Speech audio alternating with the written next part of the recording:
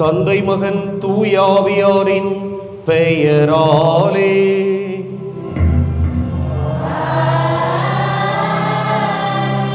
நம் ஆண்டவராகிய இயேசு கிறிஸ்துவின் அருளும் கடவுளின் அன்பும் தூய ஆவியாரின் நட்புறவும் உங்கள் அனைவரோடும் இருப்பதாக.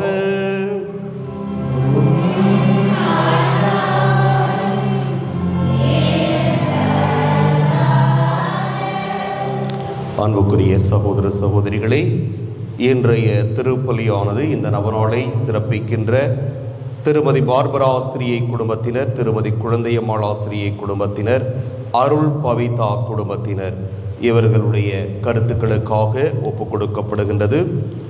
மேலும் இந்த திருப்பலியானது இன்று தனது 23வது பிறந்த நாளை கொண்டாடுகின்ற டிக்கன் மொனாசே துரை என்பவரை இறைவன் இதுவரை ஆசீர்வதித்தமைக்கு நன்றியாகவும், இன்னும் அவரை அருள் வரங்களால் நிரப்ப வேண்டியும் பிறந்த நாள் ஆசிரியருக்காகவும், திருமதி குழந்தையம்மாள் ஆசிரியை குடும்பத்திற்கு இறைவன் செய்த அனைத்து நன்மைகளுக்கு நன்றியாகவும், தொடர்ந்து குடும்பத்திற்கு இறை ஆசீர் வேண்டியும், ஜான் டேவிட் நாதன், ஏஞ்சல் மேரி, பார்பரா சுந்தரம் ஆசிரியை இவர்களுடைய குடும்ப கருத்துப்படி அர்சுலா ஜெய்சி, ஜோமிக் சுந்தரம் உடல் சுகத்திற்காகவும், நோயில்லாமல் வாழவும், விவசாயம் செழிக்கவும், படிப்பிற்காகவும், மறைந்த சுந்தரம் ஆசிரியர் ஆண்மை இளைப்பாற்றிக்காகவும், பேராவூரணி ராபின் ஆரோக்கியராஜ், குழந்தை தெரசு இவர்களின் பிள்ளைகள் Charles, Irwin Raj, Leo Rex பிறந்தநாள் கொண்டாடும் இவர்களுக்கு இறைவன் செய்த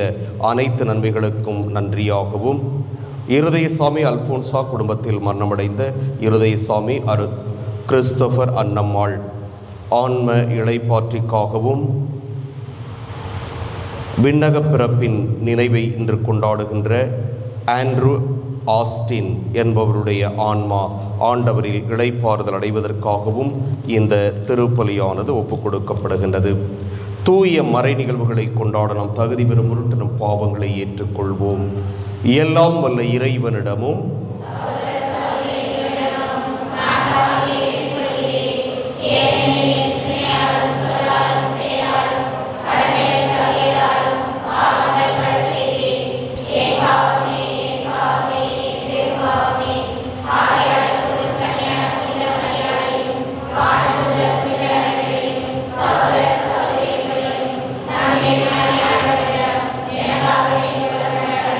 எல்லாம் வல்ல இறைவன் நம் மீது இரக்கம் வைத்து நம் பாவங்களை மன்னித்து நம்மை நிலைவாழ்வுக்கு அழைத்து செல்வாராக.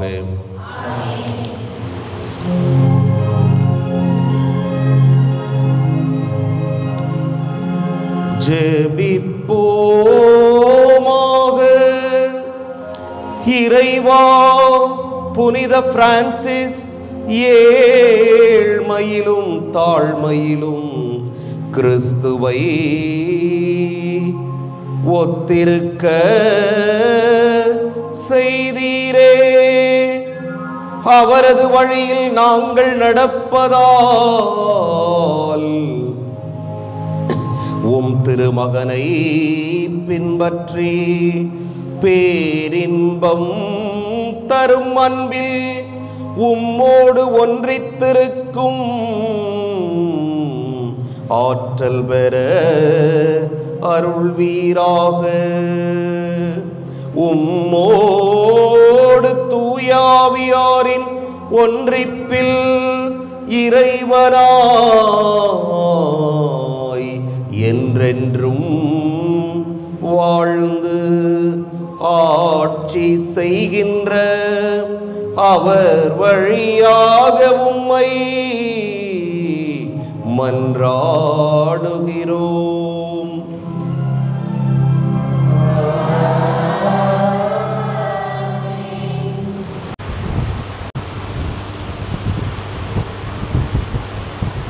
முதல் வாசகம். ஆண்டவர் உங்களுக்கு முடிவில்லா மகிழ்ச்சியையும் மீட்பையும் அருள்வார். இறைவாக்கின வாழும் நூலில் இருந்து வாசகம். அதிகாரம் 4, இறை வார்த்தைகள் 5 முதல் 12, மேலும் 27 தொடங்கி 29 முடிய. மகளே, வீறு கொள்வீர். நீங்கள் வேற்றினத்தாரிடம் விற்கப்பட்டது உங்கள் அறிவிற்காக அன்று. நீங்கள் கடவுளுக்கு சினமூட்டியதால் தான் பகைவரிடம் ஒப்படைக்கப்பட்டீர்கள். கடவுளை விடுத்து பேய்களுக்கு பணியிட்டதால் உங்களை படைத்தவருக்கு சினமூட்டினீர்கள்.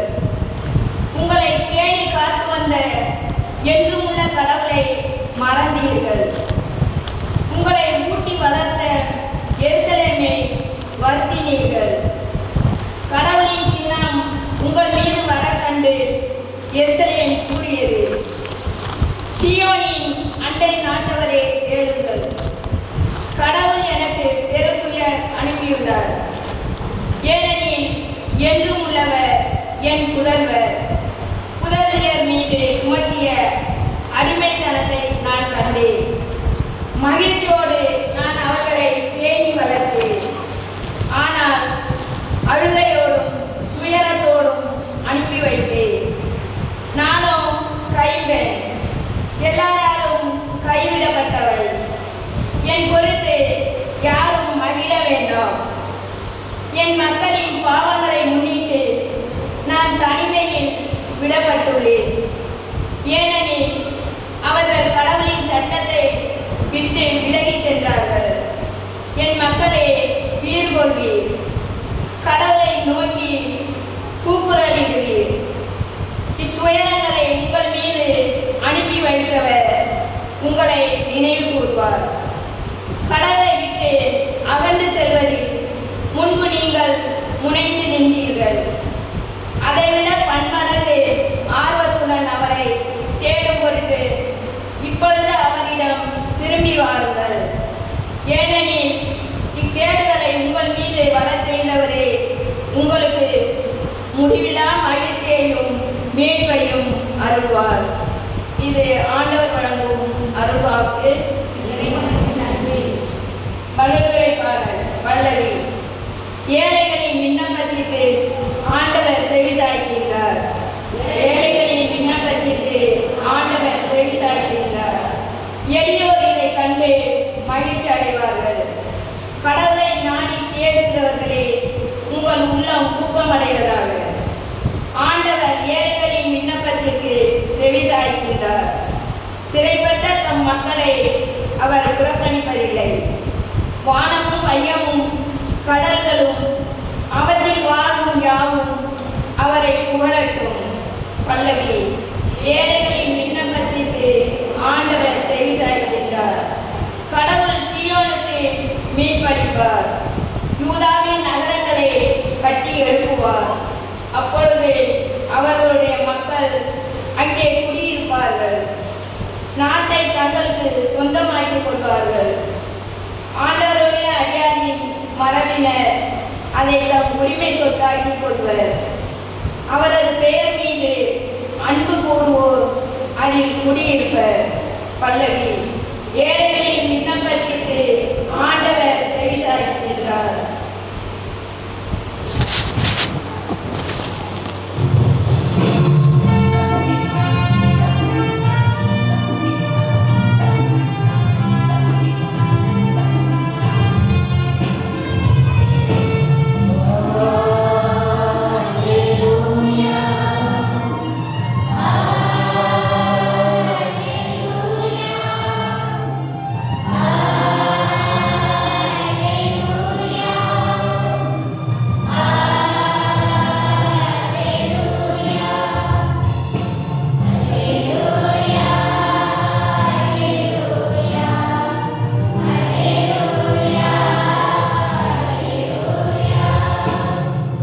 தந்தையே, விண்ணுக்கும் மண்ணுக்கும் ஆண்டவரே உம்மை போற்றுகிறேன். ஏனெனில் விண்ணரசின் மறைபொருளை குழந்தைகளுக்கு வெளிப்படுத்தினீர். அல்லேலூயா.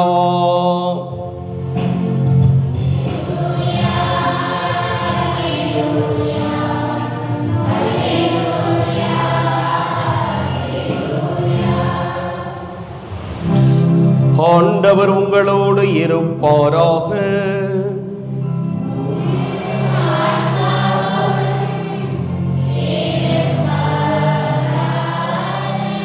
லூக்கா எழுதிய தூய நற்செய்தியிலிருந்து வாசகம்.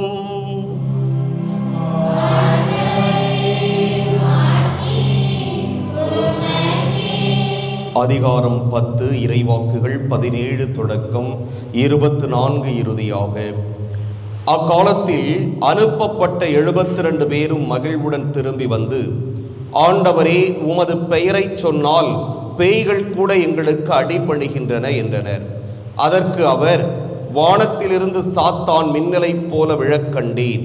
பாம்புகளையும் தேள்களையும் மிதிக்கவும் பகைவரின் வல்லமை அனைத்தையும் வெல்லவும் உங்களுக்கு அதிகாரம் கொடுத்திருக்கிறேன்.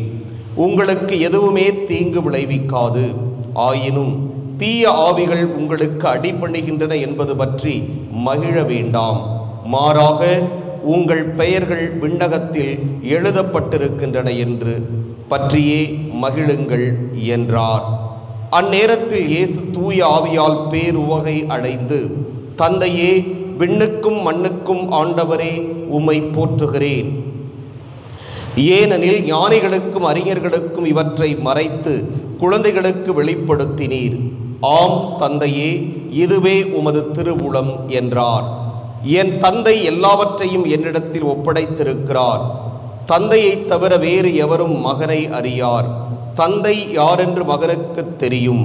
மகன் யாருக்கு வெளிப்படுத்த விரும்புகிறாரோ அவருக்கும் தெரியும். வேறு எவரும் தந்தையை அறியார் என்று கூறினார். பின்பு அவர் தம் சீடர் பக்கம் திரும்பி அவர்களிடம் தனியாக, நீங்கள் காண்பவற்றை காணும் வாய்ப்பு பெற்றோர் பேறு பெற்றோர். ஏனெனில் பல இறைவாக்கினர்களும் அரசர்களும் நீங்கள் காண்பவற்றை காண விரும்பினார்கள், ஆனால் அவர்கள் காணவில்லை. நீங்கள் கேட்பவற்றை கேட்க விரும்பினார்கள், ஆனால் அவர்கள் கேட்கவில்லை என நான் உங்களுக்கு சொல்கிறேன் என்று கூறினார். ஆண்டவரின் அருள்வாக்கு.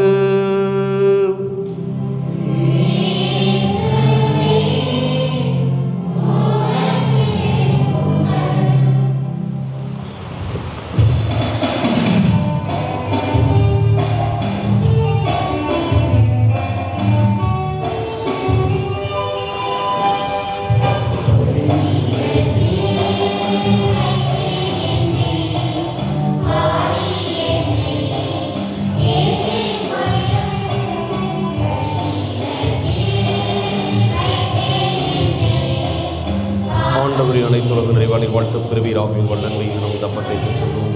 நிலத்தின் விளைவு மனித உழைப்பின் பயமான தப்பத்தை கொடுக்கின்றோம். இது எங்களுக்கு வாழ்விடைக்கும் அப்பமாக மாறும். இறைவன் எனக்கு வாழ்த்து பெறுவாராக.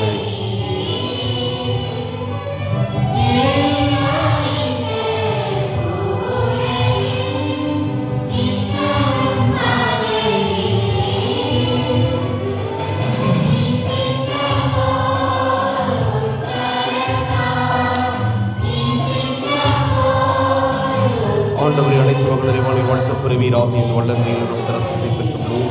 திராட்சை செடி மனித உழைப்பின் பயணமான இந்த ரசத்தை ஒப்புக் கொடுக்கின்றோம். இது எங்கள் ஆன்மீக பானமாக மாறும். இறைவன் எனக்கு வாழ்த்து பெறுவாராக. ஆண்டவரே, தாழ்மையான மனமும் நொறுங்கிய உள்ளம் கொண்ட இந்த ஏற்றருளும். ஆண்டவரே இறைவா, நாங்கள் இன்னும் திருமணம் ஒப்புக் கொடுக்கும் இப்பலி உமக்கு உகந்ததாவதாக. ஆண்டவரே, குற்றம் நிலை கழுவது பாவத்திலிருந்து தூய்படுத்திரலும்.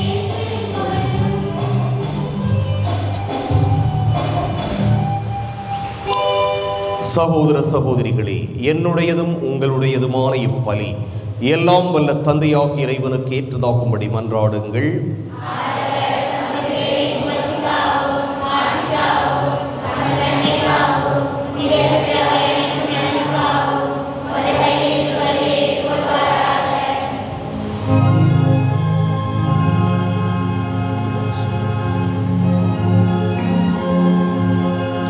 ஆண்டவரே, இக்காணிக்கைகளை உமக்கு ஒப்புக் கொடுத்து வேண்டுகிறோம். புனித பிரான்சிஸ் ஆர்வத்தோடு தழுவிக்கொண்ட சிலுவையின் மறைபொருளை நாங்கள் உமக்கு ஏற்ற முறையில் கொண்டாட தகுதி பெறுவோமாக. எங்கள் ஆண்டவராகிய கிறிஸ்து வழியாக உம்மை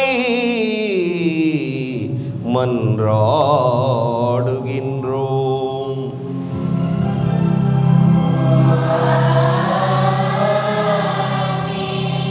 ஆண்டவர் உங்களோடு இருப்பாராக.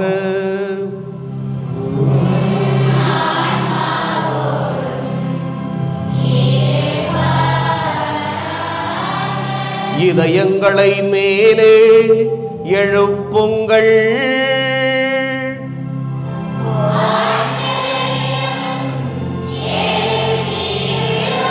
நம் இறைவனாகிய ஆண்டவருக்கு நன்றி கூறுவோம்.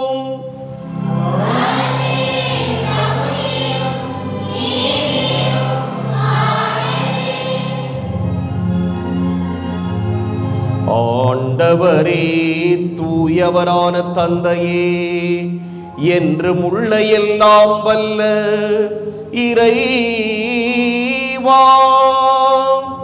எங்கள் ஆண்டவராகிய கிறிஸ்து வழியாக எந்நாளும் எவ்விடத்திலும் நாங்கள் உமக்கு நன்றி செலுத்துவது மெய்யாகவே தகுதியும் நீதியும் ஆகும். எங்கள் கடமையும் மீட்புக்கு உரிய செயலுமாகும். ஏனெனில் உம் புனிதர்களின் வியத்தகு சாட்சியத்தால் உமது திரு அவை என்றும் புதிய ஆற்றல் பெற்று வளமடைகின்றது. இவ்வாறு எங்கள் மீது நீர் கொண்டிருக்கும் பரிவன்பை தெள்ளத் தெளிவாக காட்டுகின்றீர்.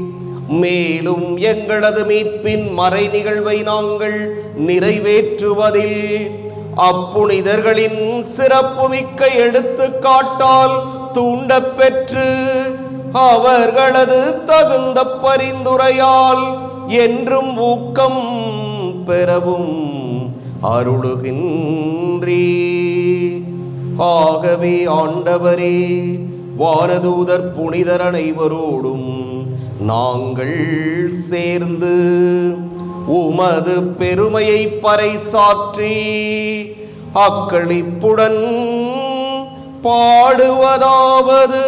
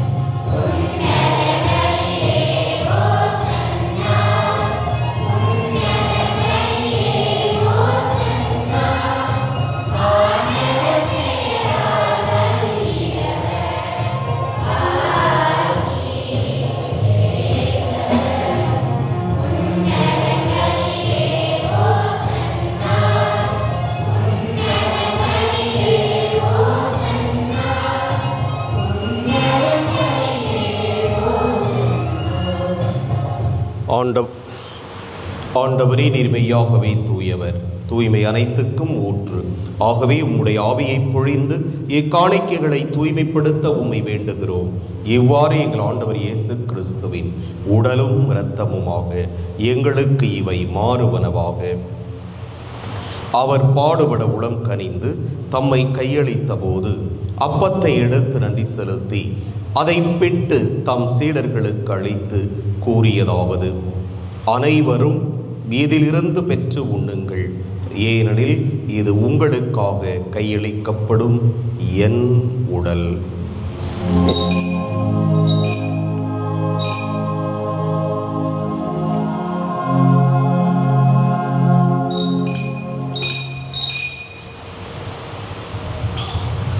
அவ்வண்ணமே இரவு விருந்தை அருந்தியபின் கிண்ணத்தையும் எடுத்து மீண்டும் உமக்கு நன்றி கூறி தம் சீடர்களுக்கு அளித்தவர் கூறியதாவது: அனைவரும் இதிலிருந்து பெற்று பருகுங்கள்.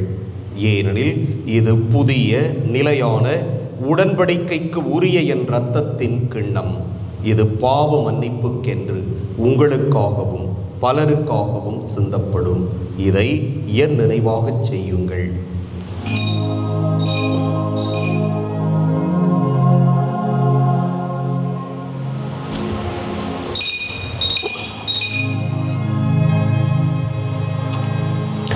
நம்பிக்கையின் மறைபொருள்.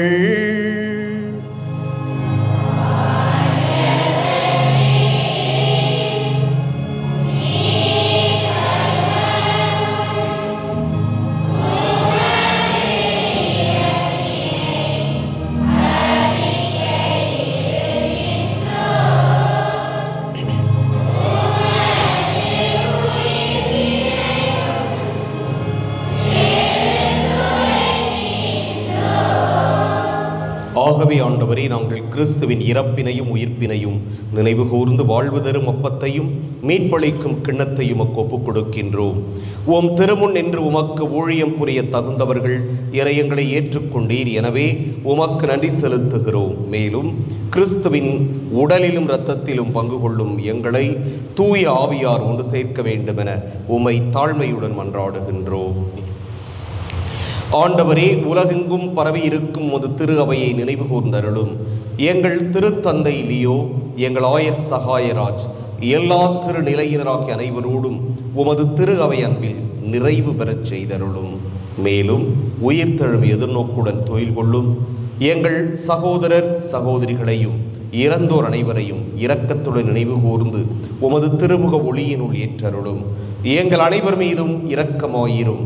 கடவுளின் கன்னித்தாயான புனித மரியா, அவருடைய கணவரான புனித யோசேப்பு, புனித திருத்தூதர்கள், இவ்வுலகில் மக்குகந்தவராய் இருந்தோர் ஆகிய புனிதர் அனைவருடனும் நாங்கள் நிலை வாழ்வில் பங்கு கொள்ளும் தகுதி பெற்று உம் திருமகன் இயேசு கிறிஸ்து வழியாக உம்மை புகழ்ந்தேத்தும் வரமருள உம்மை மன்றாடுகிறோம்.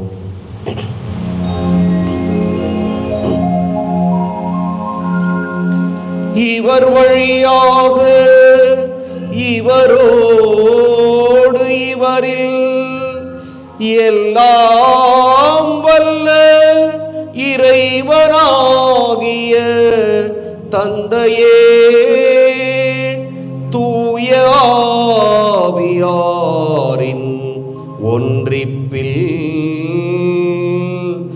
எல்லா புகழும் மாட்சியும் என்றென்றும்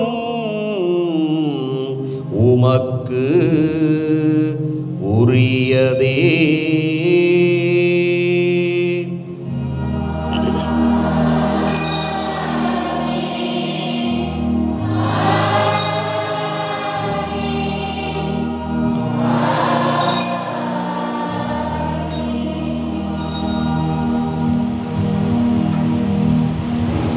மீட்பரின் கட்டளையால் கற்பிக்கப்பட்டு இறைபடைப்பினையால் பயிற்சி பெற்ற நாம் துணிந்து பாடுவோம்.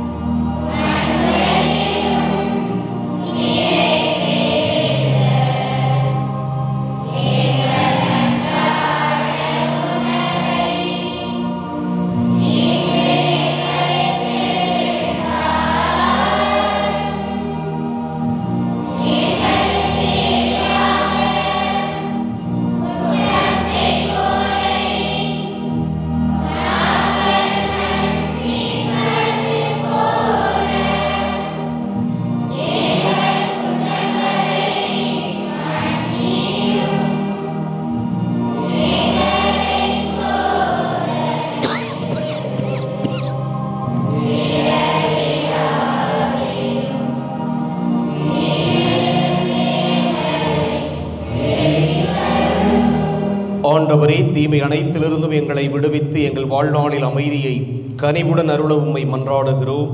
உமது இரக்கத்தின் உதவியால் நாங்கள் பாவத்திலிருந்து எப்போதும் விடுதலை பெற்று யாதொரு கலக்கமும் இன்றி நலமாயிருப்போமாக. நாங்கள் எதிர்நோக்கி இருக்கும் பேரின்பத்துக்காகவும் எமீட்பராகிய இயேசு கிறிஸ்துவின் வருகைக்காகவும் காத்திருக்கின்றோம்.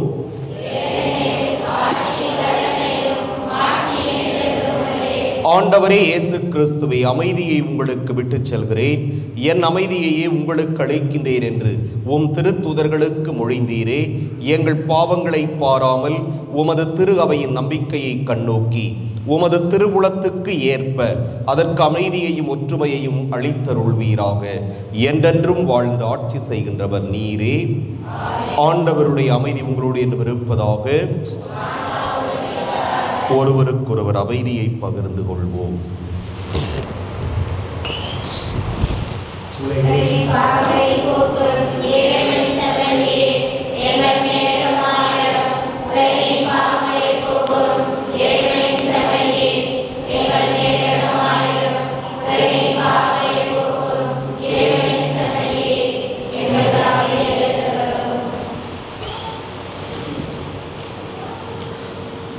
இதோ இறைவனின் செம்மறி, இதோ உலகின் பாவங்களை போக்குபவர்.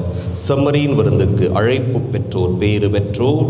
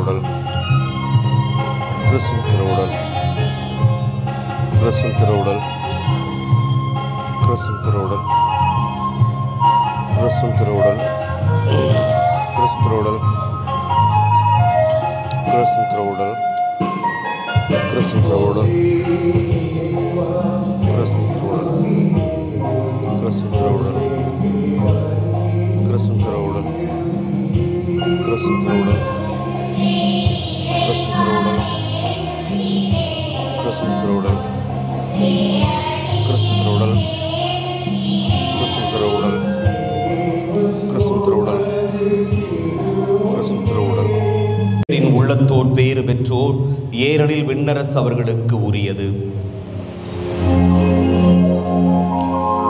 ஆண்டவரே, உமது திருவிருந்தை உட்கொண்ட நாங்கள் உம்மை வேண்டுகிறோம்.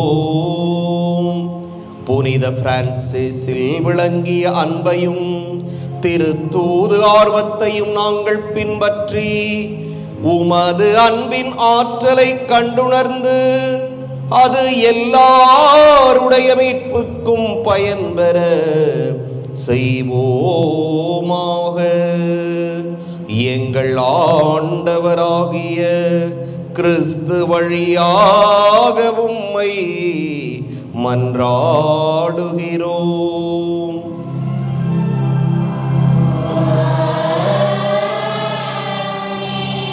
ஆண்டவர் உங்களோடு இருப்பாராக. எல்லாம் வல்ல இறைவன் தந்தை, மகன், தூய ஆவியார் உங்களுக்கு ஆசி வழங்குவாராக. சென்று வருவோம். திருப்பலி நிறைவேறிற்று. இப்பொழுது நற்கருணை ஆராதனை.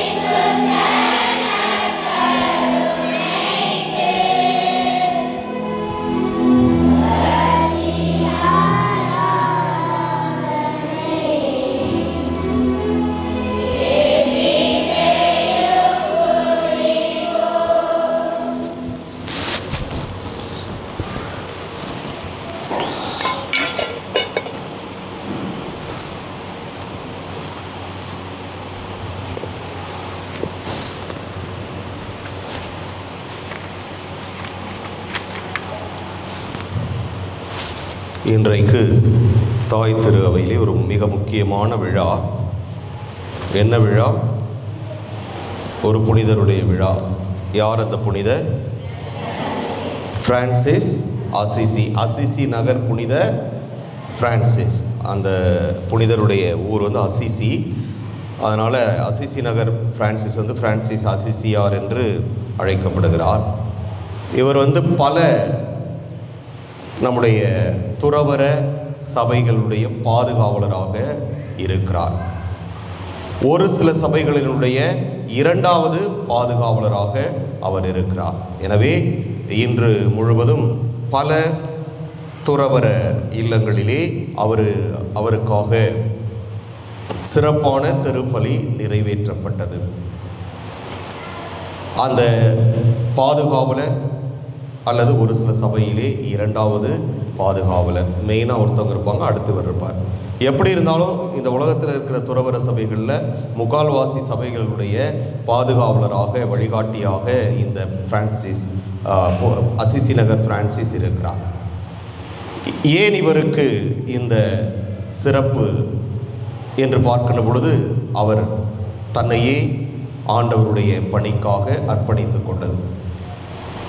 நம்முடைய குடும்பங்களில் பார்க்குறோம், வயசானவங்க, தாத்தா பாட்டி வயசாகி சாகிற தருவாயில் இருக்கும்போது அது வரைக்கும் அவங்க வார்த்தைக்கு நம்ம கொஞ்சம் கூட மரியாதையே கொடுத்துருக்க மாட்டோம்.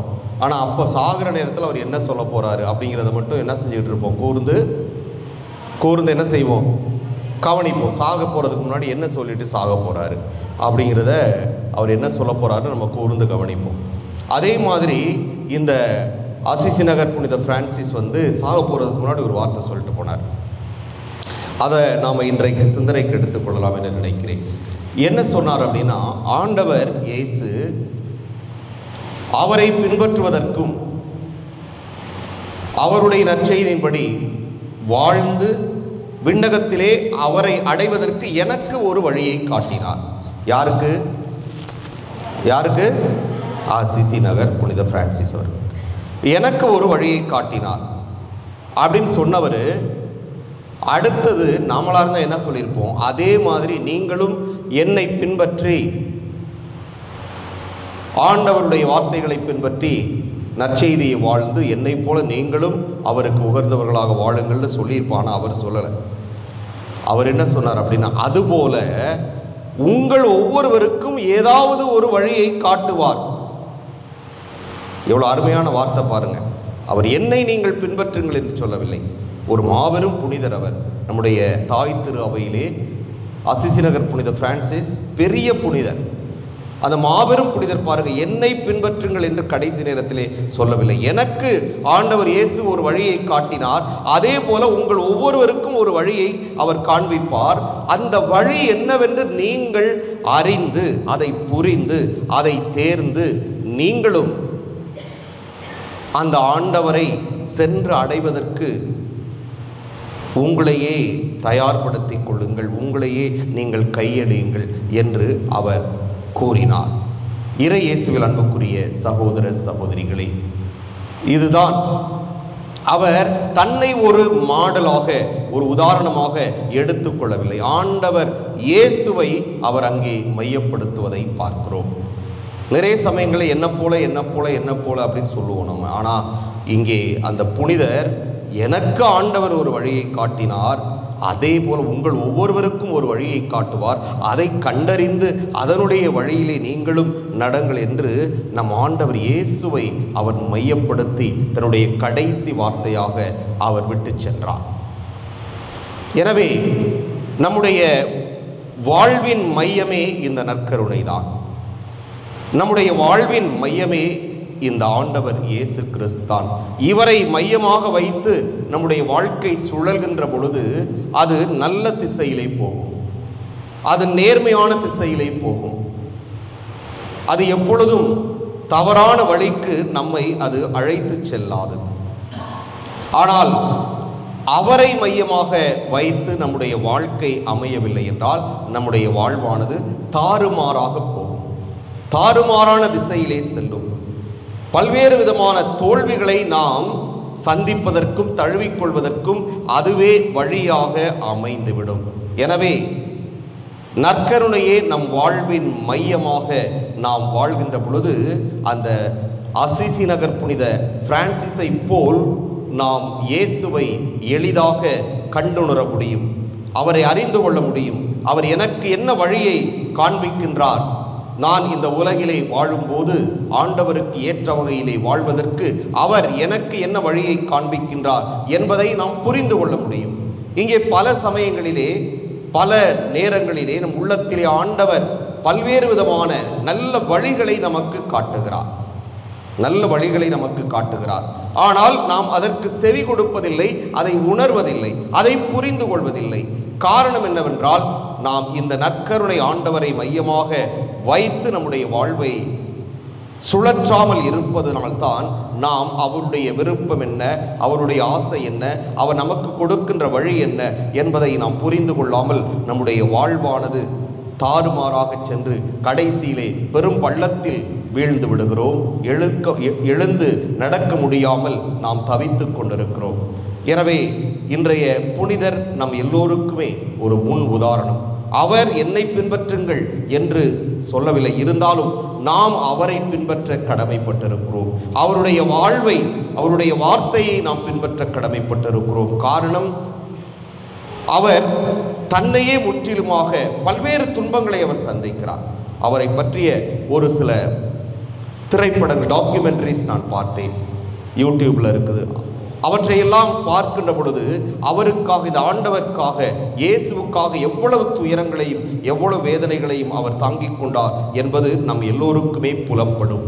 அந்த அளவிற்கு தன்னுடைய வேதனை, வலி, எதிர்ப்பு எல்லாவற்றையும் இந்த ஆண்டவரை மையமாக வைத்து வாழ வேண்டும் என்பதற்காக அவர் தாங்கிக் கொள்கிறார். எனவே வான்வீட்டிலே அவருக்கு ஒரு அருமையான இடம் கிடைத்திருக்கின்றது என்று தாய் திரு அவை உணர்ந்ததால் தான் அவரை புனித நிலைக்கு இன்று உயர்த்தி அழகு பார்த்து கொண்டிருக்கிறது. எனவே அன்புக்குரிய சகோதர சகோதரிகளே, அவர் சொன்னதைப் போன்று இந்த நற்கருணை ஆண்டவர் நம் ஒவ்வொருவருக்கும் ஒரு வழியை காட்டிக்கொண்டே இருக்கிறார். அந்த வழி என்ன வழி என்பதை நாம் எப்பொழுது உணர முடியும் என்றால் இவரை மையமாக வைத்து வாழ்கின்ற பொழுதுதான். ஆமென்.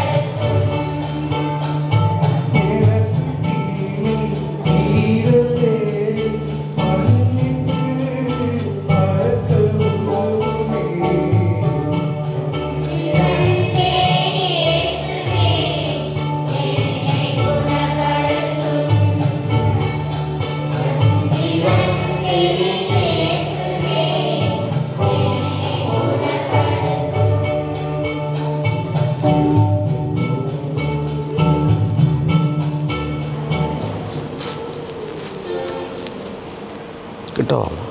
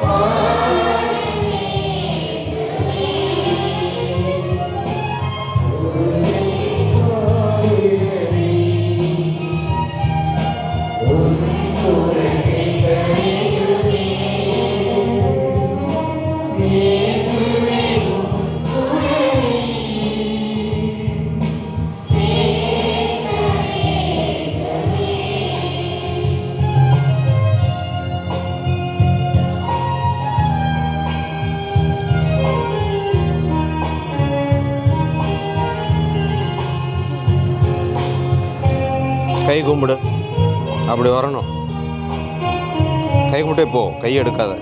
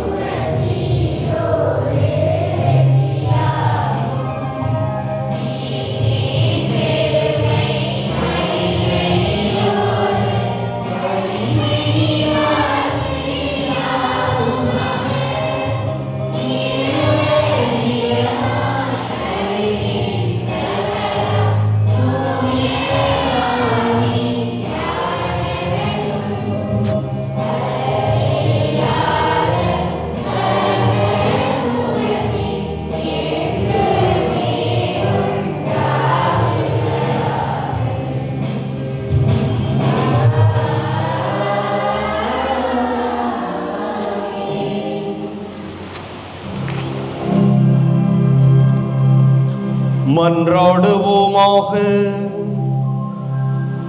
இறைவா, இந்த வியப்புக்குரிய அருள் அடையாளத்திலே உம்முடைய திருப்பாடுகளின் நினைவை எங்களுக்கு விட்டு சென்றீர். உமது திருவுடல் திருரத்தம் இவற்றின் மறைபொருளை வணங்கும் நாங்கள் மீட்பின் பலனை இடைவிடாமல் அனுபவிக்க அருள் புரியுமாறு உம்மை மன்றாடுகிறோம். என்றென்றும் வாழ்ந்து ஆட்சி செய்கின்றவர் நீரே.